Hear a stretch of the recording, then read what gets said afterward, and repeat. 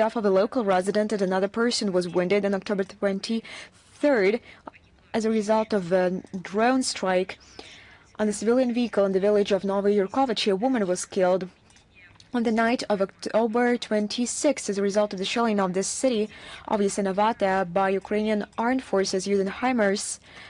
A family was killed, a girl born in 2012 and her parents, on the night of October 27 of this year as a result of UAV attack on residential buildings in Donetsk. Women born in 1927 and 1953 were killed, and a girl born in 2006 was injured in Moscow Oblast on the night of October 24th as a result of a Ukrainian UAV hit in a residential apartment building in Krasnogorsk.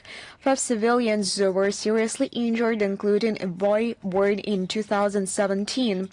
In Kherson Oblast on October 26 of this year, as a result of targeted shelling by the AFU of the city of Eloshki, 4 civilians were killed on October 26 of this year in the village of Novaya Zbruyevka. An enemy drone attacked an ambulance that was on its way to a patient. Fortunately, there were no casualties. Of course, they will be punished for this. Russian courts continue to pass sentences on Ukrainian neo-Nazis.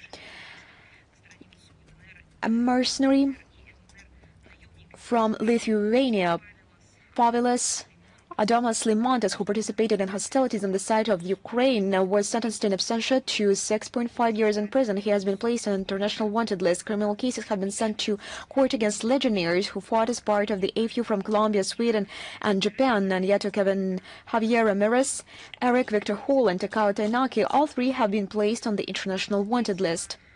On October 23rd this year now, a few words regarding those who sponsor all of this and who pay for this bloody banquet the Ukrainian armed forces organize against civilians.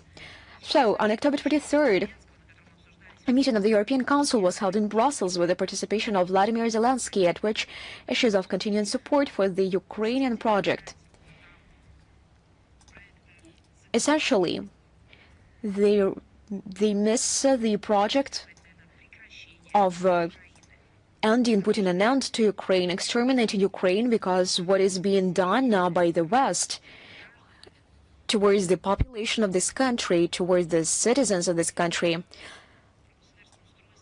I don't even mention the territorial integrity, economy, statehood. What they are doing with Ukraine can be called nothing but extermination of Ukraine. They represent it as the implementation of a noble goal from the point of view of NATO, of containing Russia, as they call it, of strategically defeating Russia. The focus of attention was a brainstorm regarding the direction of a reparation credit of 140 billion euros to Kyiv at the expense of Russian assets stolen by Brussels.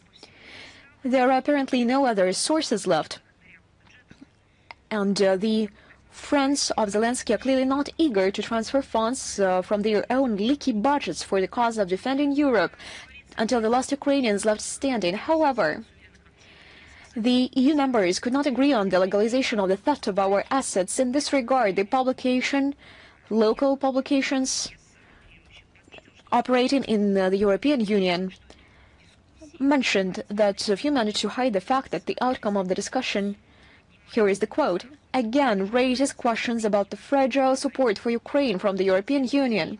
In turn, Vladimir Zelensky, not worrying about the legal and reputational consequences for the Europeans from the encroachment on Russian property, traditionally begged for more weapons and money.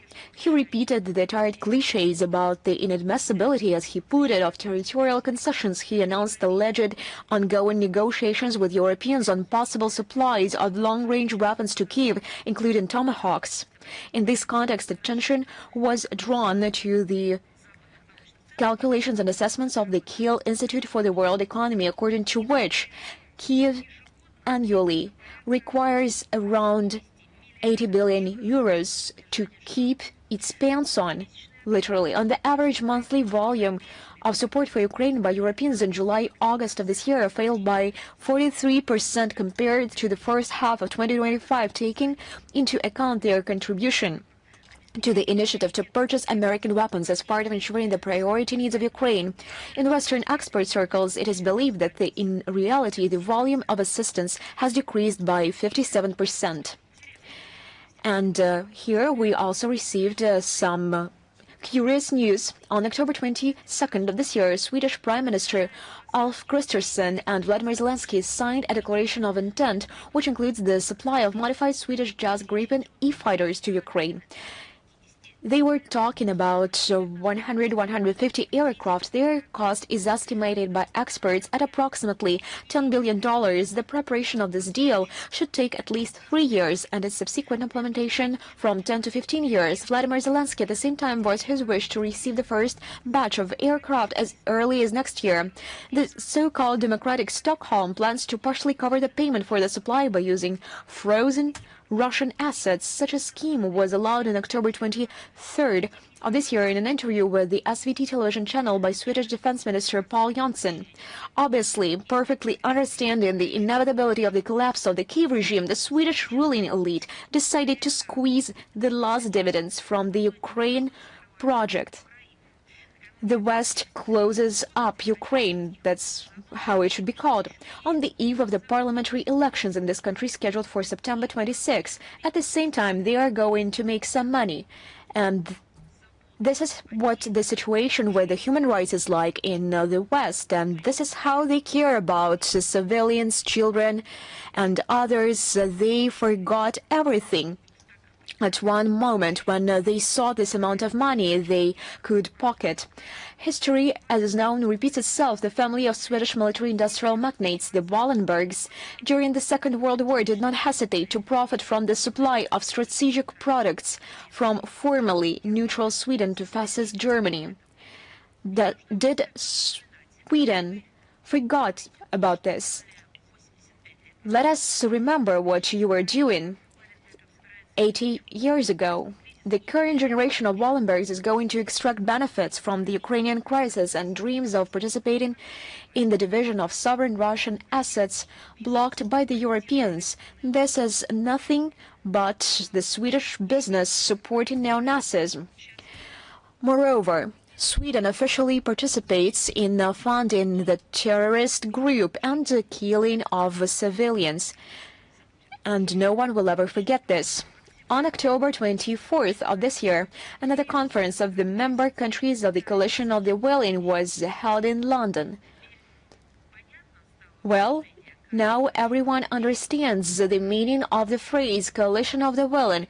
Yes, exactly. These are this very regimes who became very enthusiastic and eager when they realized that they can make some money at this very point of the Zelensky regime, which is at the point of its extinction.